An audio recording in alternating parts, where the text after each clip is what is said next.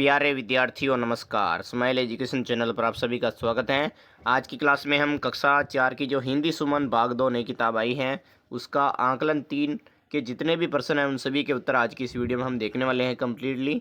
तो आपको क्या करना है, वीडियो को पूरा देखना है और चैनल को सब्सक्राइब कर लेना है। पहला क्वेश्चन है इसका, चित्र का वर्णन कीजिए और इसी तरह का अपना अनुभव साझा कीजिए। तो ये चित्र किसका दिख रहा है, एक रेलवे स्टेशन का दिख रहा है। तो इसमें लिखेंगे हम, यह चित्र एक रेलवे स्टेशन का है। स्टेशन पर बहुत भीड़ है, कोई टिकट ले रहा है, कोई ट्रेन में चढ़ रहा है, कुछ यात्री सामान लेकर भाग रहे हैं, बच्चे आइसक्रीम खा रहे हैं, एक परिवार बैठा हुआ है और खाना खा रहा है, ट्रेन प्लेटफॉर्म पर खड़ी है और कुछ लोग ट्रेन से उतर रहे हैं।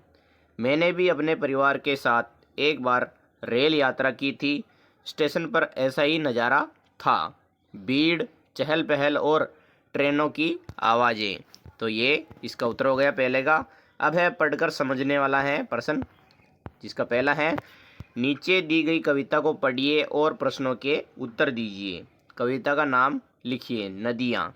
तो इसमें कविता है, देख सकते हैं, कल कल बहती जाती नदियाँ, लहर लहर लहर लहराती नदियाँ, घाट घाट से बातें करती, सबकी खाली गागर भरती, पानी हमें पिलाती नदियाँ, सबकी प्यास बुझाती नदियाँ, सैर नाव से खूब कराती, दूर दूर तक बहती जाती, कभी नहीं थकती नदियाँ, चांदी सी चमकती नदियाँ। अब इस कविता के कुछ प्रश्न हैं। पहला है कि नदियों का जल हमारे क्या क्या काम आता है। तो इसके उत्तर में लिखेंगे, नदियाँ कल कल करती हुई लहर लहर लहराती बहती जाती। नहीं विद्यार्थी, इसमें लिखना है आपको कि नदियों का जल हमारे पीने, धोने, खेतों की सिंचाई करने, बिजली बनाने और नाव चलाने के काम आता है। ये इसका उत्तर हो गया। अगला है दूसरा ख, नदी के अलावा आपने पानी और कहाँ कहाँ देखा है। तो इसके उत्तर में लिखना है, मैंने पानी कुएं, तालाब, झील, हैंडपंप, नल और समुद्र में देखा है। अगला है गे वाला प्रश्न, कविता में आए क्रिया शब्दों को छोटे और मूल रूप में लिखो, जैसे बहती। उसी तरह आपको इसके उत्तर में लिखना है अगले, लहराती, लहर लहराना, करती करना, भरती भरना। ये आपको उत्तर में लिखना है उसी के। पिलाती पिलाना, बुझाती बुझाना, कराती कराना और चमकती चमकाना। ये इसका उत्तर हो गया। अब आपकी बारी वाले प्रश्न। पहला है, नीचे दिए गए शब्दों को सही क्रम में लगाकर वाक्य बनाइए। पहला है कि यहाँ पर दे रखे हैं, सूरज चमक रहा है आकाश में। तो इसको सही वाक्य बनाएंगे तो आकाश में सूरज चमक रहा है, ये लिख देना है। दूसरा है, नदी बह रही है धीरे धीरे। इसका सही वाक्य बनेगा, नदी धीरे धीरे बह रही है।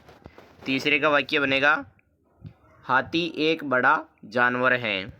और जो चौथा वाक्य बनेगा, मीना किताब पढ़ रही हैं, ये हो जाएगा। पांचवा वाक्य, किसान खेतों में काम कर रहे हैं, ये इसका उत्तर हो गया। अब हम आगे विशेषण पहचानो, जिसमें यहाँ पे कुछ 4-5 लाइनें दी गई हैं। सबसे पहले उसको पढ़ेंगे, उसके बाद इसके विशेषण शब्द को पहचानेंगे। तो नीला आसमान बहुत सुंदर दिख रहा था, ठंडी हवा पेड़ों को हिला रही थी, बगीचे में रंग बिरंगे फूल खिले थे, छोटे बच्चे पार्क में खेल रहे थे, उनकी मीठी हंसी गूंज रही थी, हरी घास पर कुछ पक्षी चहक रहे थे, तेज धूप के कारण कुछ लोग छायादार पेड़ के नीचे बैठे थे, पास की नदी का साफ पानी धीरे धीरे बह रहा था, ये दृश्य बहुत सुंदर लग रहा था। तो इस अनुच्छेद में आए विशेषता बताने वाले शब्द छांटकर नीचे लिखना है, जैसे कि नीला आकाश हो गया। इसमें लिखे उत्तर में आपको लिखना है, नीला, सुंदर, ठंडी, रंग बिरंगे, छोटे, मीठी, हरी, तेज, छायादार, साफ। ये इसका उत्तर हो गया। अब है सही विशेषण का चयन करके वाक्य पूरा करें। तो इसमें पहला है कि यहाँ पर रिक्त स्थान दे रखा है, सूरज आसमान में चमक रहा है, तो इसमें लिखेंगे गरम, यहाँ पर गरम का प्रयोग होगा।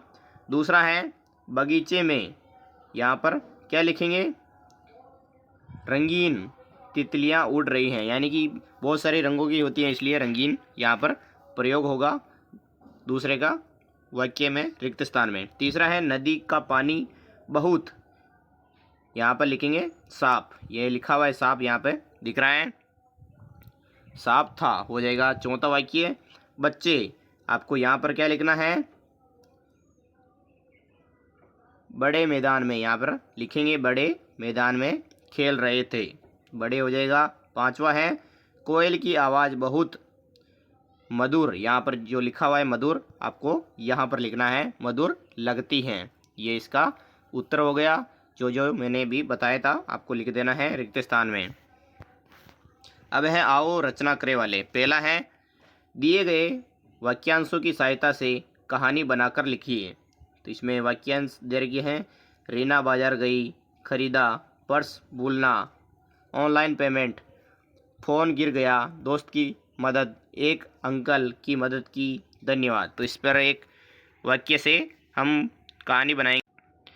उत्तर में आपको लिखना है, एक दिन रीना बाजार गई, उसने बहुत सारी खरीदारी की, पेमेंट करने के लिए जब उसने पर्स देखा तो पता चला कि पर्स घर पर ही रह गया, तभी उसे याद आया कि वह ऑनलाइन पेमेंट कर सकती हैं।